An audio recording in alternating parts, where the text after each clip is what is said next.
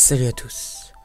Aujourd'hui on se retrouve pour un top 5 dérangeant, effrayant et même horrible. Et oui, on se retrouve pour le top 5 des creepypastas les plus flippantes. Déjà, avant de commencer, qu'est-ce qu'une creepypasta? Une creepypasta est une fiction effrayante servant à épouvanter et qui circule sur le web. Ces histoires sont très proches des légendes urbaines, beaucoup sont tellement populaires que certaines personnes y croient et disent même avoir été témoins de ces phénomènes.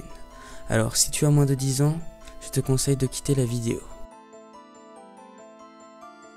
Numéro 5, le Slenderman. C'est une créature à l'apparence humanoïde, très mince, avec des bras anormalement longs, un visage très pâle, sans trait ni relief. Il n'a pas de bouche et pas de nez. Il est souvent vêtu d'un costume noir avec une cravate rouge.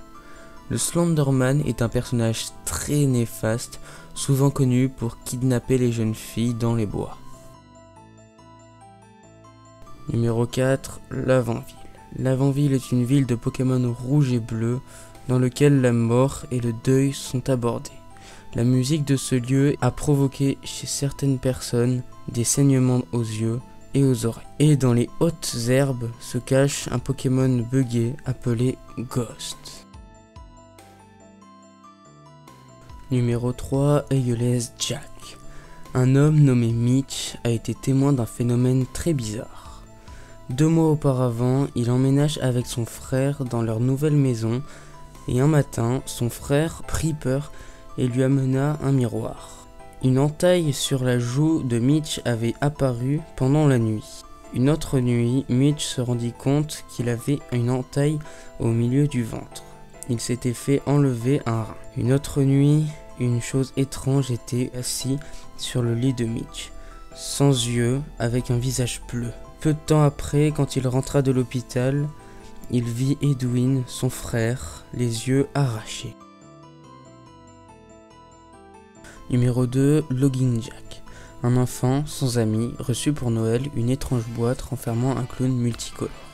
Un jour, l'enfant avait fait une bêtise et sa mère l'envoya en pension. Une fois adulte, il revint chez lui en oubliant le clown et la boîte. L'enfant d'autrefois était devenu fou. Il faisait venir des femmes chez lui qu'il s'amusait à décapiter. Le clown, qui avait perdu ses couleurs et qui prenait ça pour un jeu, sortit et fit les mêmes actions meurtrières sur son propriétaire. Numéro 1, Jeff the Killer. Pour moi, la plus réelle est celle-là. Liu et Jeff venaient d'emménager eux aussi dans une nouvelle maison. Les jeunes collégiens qui habitaient dans cette ville, n'aimant pas les nouveaux, les ont attaqués.